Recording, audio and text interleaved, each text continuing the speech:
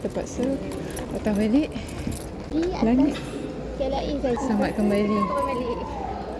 Dapat makanan guys. Apa perasaan dah? Mengantuk. Lapar.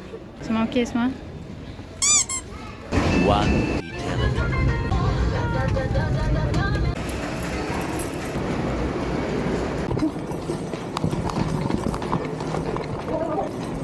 Cepat.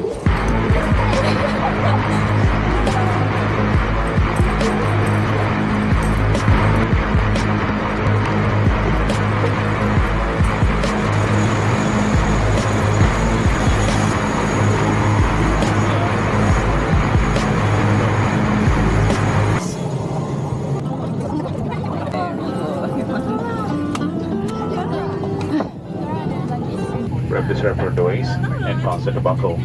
It contains additional information such as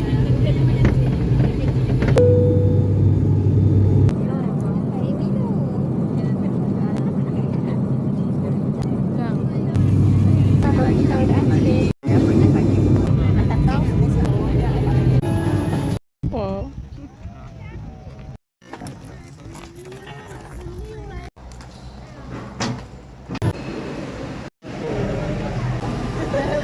Juga.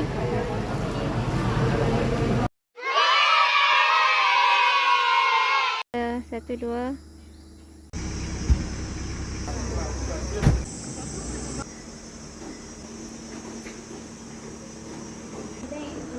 Gerak dulu. Nak panggil apa Syamsiah? Panjang tu. Kau masuk bilik dulu lah.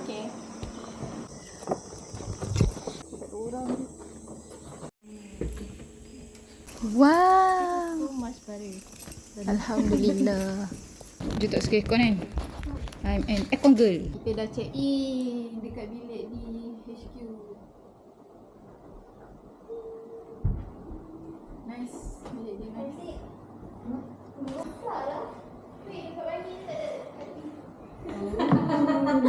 Kau mandi dari pintu kan? Oh my god. Mira dari pintu. Oh, sini lah camp 5. Kita kembali kepada hutan lah.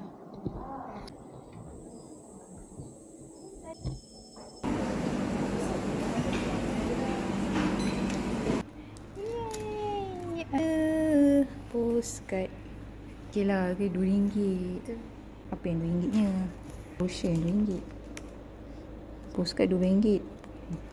Oh, dia dah siap ada stamp. Mantap. Yay.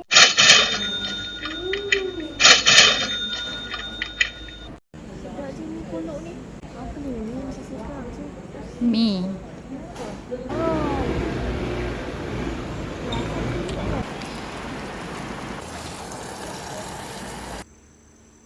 So, daripada mula airport, park headquarters, jalan kaki pergi sini, camp 5.